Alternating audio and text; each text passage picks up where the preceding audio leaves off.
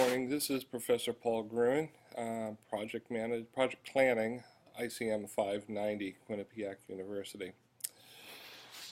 As you know, we've been talking about my ongoing kitchen remodeling project, and haven't mentioned much in the last couple of weeks, but that's because the last I mentioned it, the vendor, the contractor, had messed up the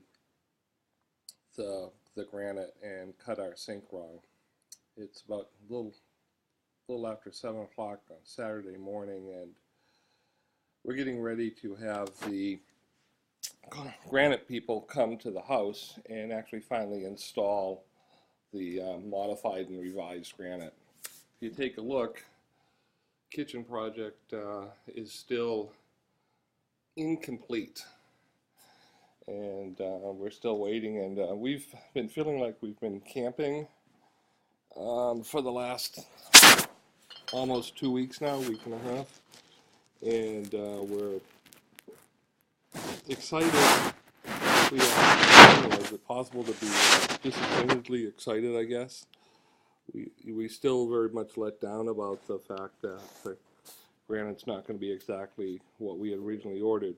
What we were able to do is the vendor found some pieces of granite that they're going to be able to slice in where they made the mess up on the sink, and Donna and I got to pick it to match it up the best as can. Basically, and we're hoping that what's going to happen is instead of one seam being in the middle of the sink, there'll be one seam on each end. But our discussion this week has actually been on, our module this week has been on two things. One is using the Project Libre software, and two is been waterfall versus agile. So there's, I want to talk about those for a couple of minutes and talk about just how I see the differences, maybe a couple of comparisons, and maybe a little bit of the reality. I think in most companies, ongoing projects, usually have some sort of agile tendency to them. In other words, you kind of roll out phase 1, phase 2, and phase 3.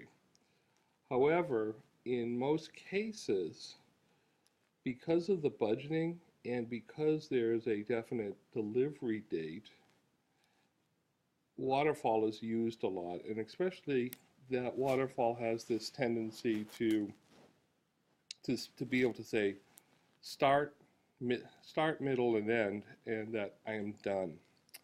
So let's put this in light of my remodeling project. Say if we were actually building the house, and the house had just not started at all, we would not be able to be allowed to live in the house until, I think, you get the CO, or you get the document from the town that says the house is now safe and done and complete, and it's now livable. So if we had the project, and quite honestly, thank God we don't, if we had the project of building our house, we would have to design it, plan it, get the foundation, get the framing, get the walls done, the floors done, the windows in, the electric, the plumbing, and all of that stuff done.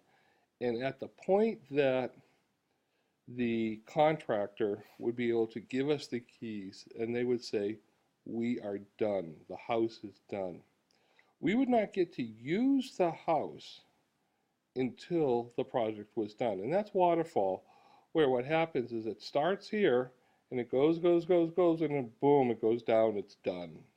And we can say we've started the project, we've ended the project, we've spent the money. Now what in my kitchen project, I could take the kitchen project and say, you know, Donna, we're going to use a waterfall approach.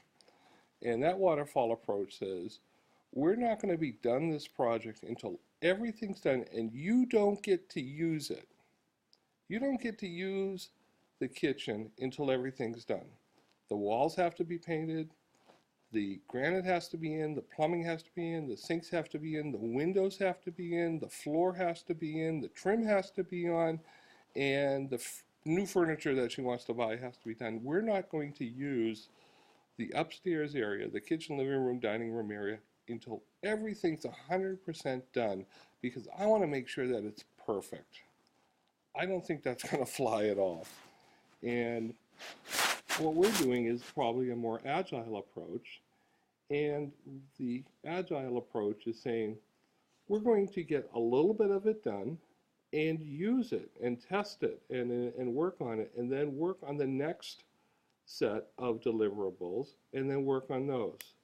So, our first approach was we had to do the walls and get the walls painted. And we got this, when they were done, we got to still use the room.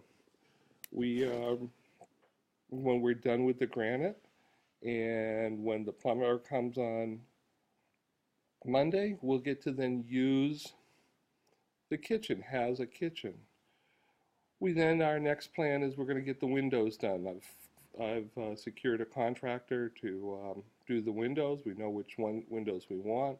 He's actually going to come and measure sometime today. And we're going to actually matter of fact, the windows are going to be done in a very agile way. What we're going to do is, I think we've got like 13 or 14 windows. We're going to measure them all, buy them up front, and then the contractor's going to come in and we're going to do the living room, kitchen area first, and then we're going to do another bedroom and another one and another one. So it's going to happen in a phased rollout approach, and we'll still get to keep using the house. And our plan is that we want to, basically it's a friend of mine who, what's really nice is the window company, Mercury Excellum, is walking distance from our home.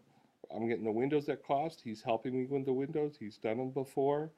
And basically I'm going to work around his schedule, and we're going to, the overall project will have multiple phases. And we'll do a little bit, and then a little bit, and a little bit, and keep using it. A lot of times that happens with software development and websites, that you get a phase one and rolled out. I mean, think about health.gov.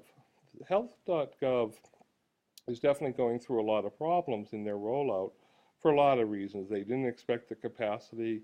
It sounded like they definitely had a due date. And when you have projects that have a due date, you have to, a lot of times, go in waterfall. You have to say start and then end. And they're right now, they're in the project warranty phase, and they're fixing all the bugs. And so with that, what are the benefits? The two approaches, I think, are understood. The fact that one you do a little bit, then you use it, you do a little bit more, version 1, version 2, version 3, version 4. The waterfall approach, the biggest benefit to that is you can set a definite end, and you can say, when this is done, at this time, when this is done, then the project is done. The problem with Agile in a lot of ways is that Agile almost has this feeling like you're never done, and you might never know what the requirements really are up front. The good news with an Agile approach is that you have a tendency to do smaller bits and make decisions based upon that which you learned. So say you've rolled out a couple of things. We did the paint, and that paint now will help us, and once we do the granite, that is going to help us decide what type of backsplash we need. Then we're going to have a little backsplash project, and we're going to get the windows in, we're going to do the backsplash project, and we do each one of these projects, and we're able to use that which we've delivered, that which we've put together, to then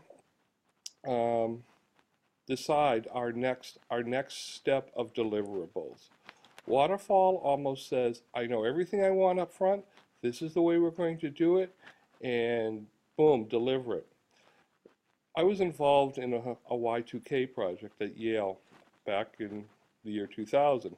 Started in 1997, I got there about 98, and they had a definite deliverable that on January 1st, 2000, they had to have their new software put in because they honestly thought, and the whole world thought, that all the computers in all the world was going to totally blow up.